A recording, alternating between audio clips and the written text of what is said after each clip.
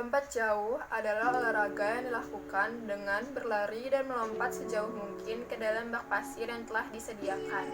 Sedangkan menurut Kamus Besar Bahasa Indonesia atau KBBI, lompat jauh adalah olahraga yang dilakukan dengan melompat ke depan lalu meletakkan kaki pada jarak yang dapat dijangkau.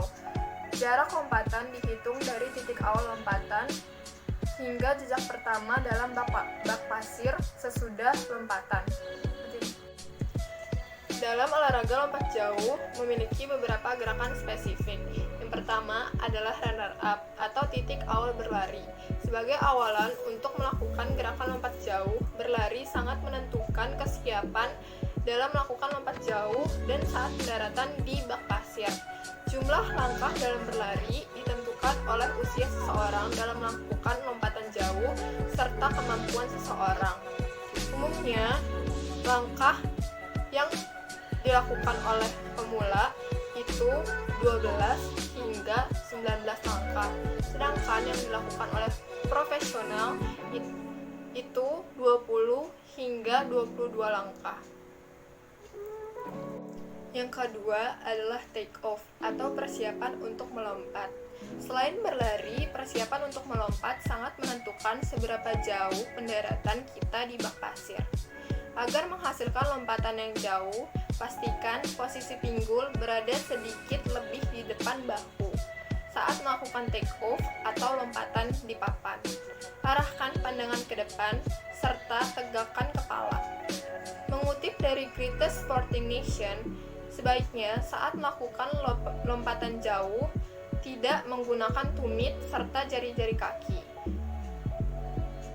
Jika kita menggunakan tumit, akan menyebabkan berkurangnya kecepatan. Sedangkan jika kita menggunakan jari-jari kaki, akan menyebabkan stabilitas hingga membuat terjatuh. Yang ketiga adalah flight in the air atau melayang di udara. Kecepatan berlari dalam melakukan take off yang baik akan menghasilkan lompatan yang sangat jauh. Mengutip dari Greatest Sporting Nation, saat melayang di udara, gerakan yang dapat kita lakukan adalah mengangkat kaki sambil menyentuh jari-jari kaki atau merentangkan tangan serta kaki atau sambil berlari di udara. Yang keempat adalah landing atau pendaratan. Saat melakukan pendaratan, usahakan bagian tumit kaki yang pertama kali mendarat di bak pasir. Saat melakukan landing, usahakan tumit kaki ditekan ke bawah serta otot paha dikencangkan agar pinggul terangkat.